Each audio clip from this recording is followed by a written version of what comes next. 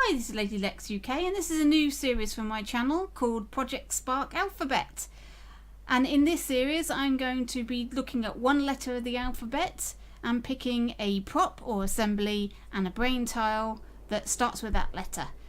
And today we're doing the letter A, because of course, where would you start if not the letter A? So A is for apple tree assembly and the all objects tile. So let's start with our apple tree assembly. Here it is here. It's this tungly thing here. Let me just put it slightly high so that you can see it. It's a sort of mass of roots and plants and things and a tree with some apples attached to it. Now, in my opinion, this has been seriously over-designed. All of these little bits and pieces do not really make much sense to me. I mean, what is that rock doing there? I think that looks horrendous. And the only thing that you really need here is this part, the tree. So let's just plonk that down. So yeah, you can see here there's like 3 ferns and some toadstools and various bits and pieces look like this, and none of them are glued together. So even if you were to put your tree down and you thought, oh, I've got it in the wrong place, you've got a problem of moving it because it's all these little tiny little bits, none of which are glued together. So in my opinion, and to save yourself some space, just multi-edit and delete the lot. You don't need them, and I don't think it adds anything to the assembly at all. So here we have our apple tree, and you can see there are apples attached to it. The attachment point for this tree is at the bottom there, and these apples are sort of hanging underneath the canopy of the tree. Let's see what it does. So there we have our tree. It doesn't move, doesn't really do anything. We go up to it, nothing happens, but if we attack it, an apple tree will fall off. An apple will fall off, and you can eat it, and then we'll attack again. Whoops. And there we go, we can eat it. But there is something interesting about this. If you attack and you don't eat it, and you try and attack the tree again, nothing happens. But if you kick the apple away, you can have another apple. It's a little bit odd, that. It's a quirk of the code, and there is nothing in the code that actually explains why that's true. But that is how it works. So let's have a look at its brain, and it's a very simple 2 lines of code. When hit by attack, attachments detach it. And that's it. So whatever it has attached to the tree, it'll detach one of them. How it chooses which one to detach, presumably the order of which they were attached to the tree in the first place.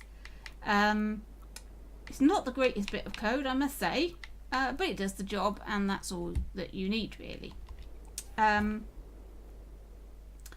So here is our tree. I don't think it looks like an apple tree, particularly. I think it would have been better if they'd stuck these apples actually up into the canopy, into the green bits. I mean, whoever heard of apple trees only having their apples on the underside where all the what looks like dead parts of the tree are? That doesn't make much sense to me. There we go. So we'll just pop some of these apples up like that. There we go. Now we've got them in the green parts, and I think that looks a little bit better. It looks more like an apple tree to me. So you can do that. I'm also going to change the colouring of it because I think it's a little bit dull. So let's just up the greenery a bit. Make it a bit more green. There we go. I think that's much nicer. Much more healthy looking tree all together now. Okay, so here we have our apple tree. Now let's say you wanted to use this in your RPG game, but you don't want it to be producing apples all the time. Maybe you want it on a cooldown timer. Well, we can do that. So let's sort that out. Now at the moment, as you can see, it's going to detach our apples from the tree. And there are 10 apples on this tree, and once you've detached all 10 apples, then it will stop working. Now we can still include that, but I'm going to do it a different way. So let's just remove that entirely. And what I'm going to do is I'm going to copy my apple. It just makes it easier. So just to copy it, and I'm going to detach it from my tree. And I'm going to make this a templated apple so that I can create lots and lots of them at whim. Okay. So when we say hit by attack, we'll say started to. That's very important. If you don't do the started to, you will create loads and loads and loads every frame. That's 30 frames a second. You don't want that. At position, we'll have it at the position of this apple. So it will create an apple at the position when you hit it by attack now. But we don't want it to do it all the time. We want it on a cooldown timer. So we're going to set up a boolean. And I'm going to say once. We're going to set up a boolean. I'll call this apple ready. When your apple is ready. And we're going to set it as true to start with. So the apple is ready to start with. And we'll say when your apple is ready and you hit it, then we're going to create an apple. And then after that we're going to say the apple is no longer ready, so we'll set that to false. And then we set here and we'll say when not apple ready, so when the apple's not ready, apple is set to false. We're going to set a timer and we're going to say 5 seconds. This is our cooldown timer. You can set it to whatever you like, but you can't have another apple off this tree for another 5 seconds after you've already taken one. So apple ready equals true. So there we go. So when the apple is ready and you hit it, it will create an apple. But if the apple is not ready, there's a 5 seconds before the apple will be ready. Before, if you hit it again, something will happen. Now, that's going to work fine, but I think we need something in there that is a visual clue for the player to know when he can and cannot have an apple. So, I'm going to use, as a child line of this once, I'm going to establish the solid colour of the tree as a default. So I've set up a colour variable called solid default. And I'm saying the solid default is the solid colour of the tree. So on that once, solid default is the solid colour. So when the apple is ready, we'll say the solid colour equals the solid default. And we'll copy that line and say when the apple is not ready, the solid colour equals black. So we'll go in there and we'll pick black. So when the apple is not ready, the solid colour is going to be black. And we're going to have a countdown timer to say the apple is ready after that time. So let's see what happens when we do that now. So here we have our tree. And we'll tap the tree and it's gone black and it's given us an apple. Can we try? We attack a tree, doesn't matter how many times we attack. Whoop! 5 seconds was up and the tree went green. I can attack. There we go. And this can continue forever. Every 5 seconds you can take an apple. Now let's say you only wanted this tree to give out a certain amount of apples before it stops. We can do that. So we'll say when you've created an apple, we're going to create a number variable. So we'll create a number variable. I've called it apples. And we're going to increment that by 1. So every time you create an apple, it's going to increment that number by 1. And we're going to put in up here when apples is less than 3,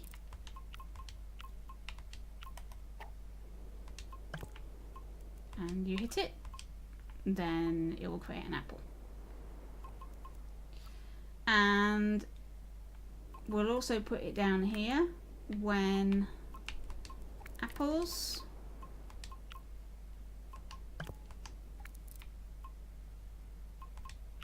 is less than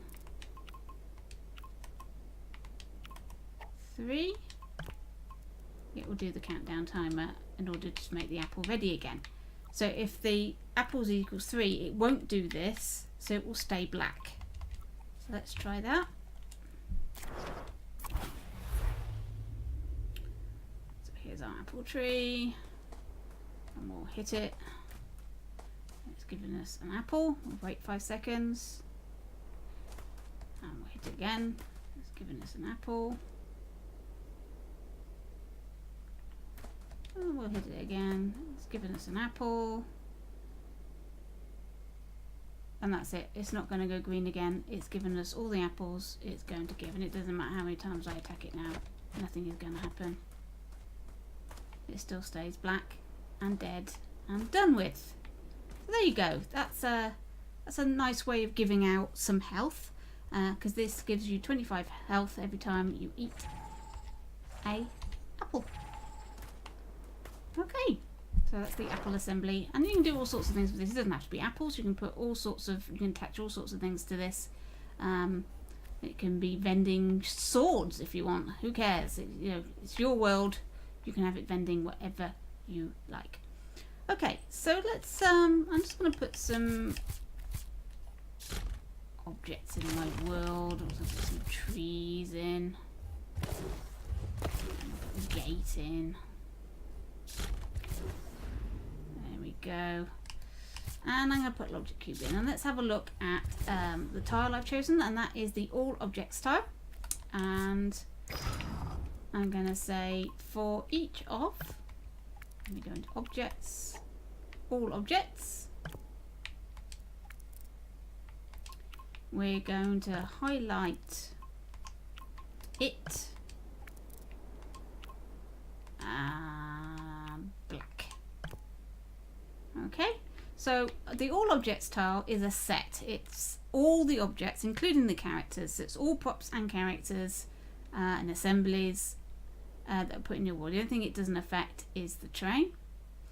And so let's see what happens. So we go into our world after we've highlighted all of it in black, and you can see everything has got this lovely little black line around it, so it looks like Borderlands, and that's a lovely effect.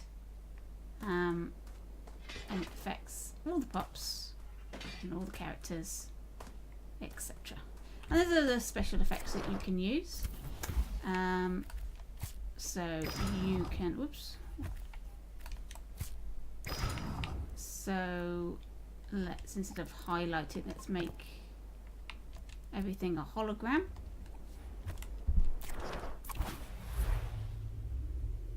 That's made everything a hologram, which looks a bit weird in this, but let's just change the world properties. Let's change to pitch black sky.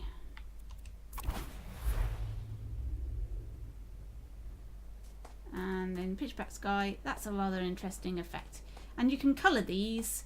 They don't have to be white, they can be different colours. There's different ways of doing it. I've got some tutorials on my website, projectspark.co.uk, that will show you how to colour your holograms so they're different colours. And you can do them for all the objects, or you can do them for each individual object so they're different colours. It's up to you. But that's quite an interesting effect, and you can make a whole game. It looks a bit more arcade than the usual Project Spark. There you go. Right, let's get our world properties, get our day clear back. Yay. The all object tile, I mean, you can do all sorts of things with it. So here we go, we've got a timer. Let's timer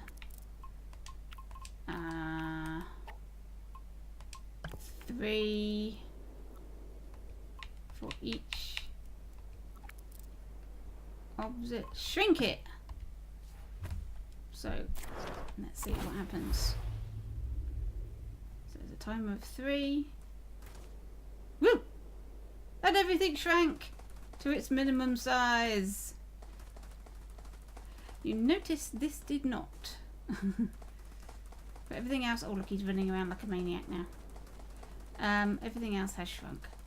So you can do all sorts of visual, well, you can do anything. Anything you can do to a prop in terms of its dimensions, its colours, anything. You can do it to all your objects all in one go. And there's all sorts of reasons why you would want to do this. All sorts of special effects that you can apply to your world that you need to apply to all the objects in one go. Make everything big, make everything small, make everything white, make everything red. It's really up to you what you do. So that's what that does. That is a set, and you use for each of and it, and then apply something to it, and it will affect everything in your world. Be aware though, if you have a lot of things in your world, this may cause some lag depending on what it is that you are doing. Let's see. Let's do a play effects.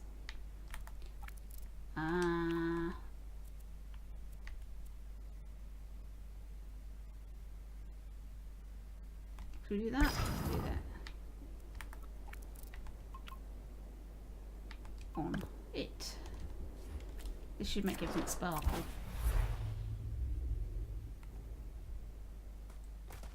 Is it making everything sparkle? Okay, there it goes. After 2 seconds, everything is flashing away. Including our logic cube there, look, you see? Now, you've got to be aware of this. Logic cubes, they're still objects. Even though that they're invisible and things. If you put a special effect on something, if it's an object, it doesn't matter if it's invisible or not, it's still going to be affected by this code. So be aware of that. You may have to put some code into these that will change it back again for those particular objects so you don't get this effect. But there you go. There's all sorts of things you can do. So I hope that's useful to you. I hope you enjoyed my little look at A is for. And join me another time with B. I don't know what I'm going to pick, but if you've got any preferences, then let me know in the comments below. So thanks for watching and keep sparking.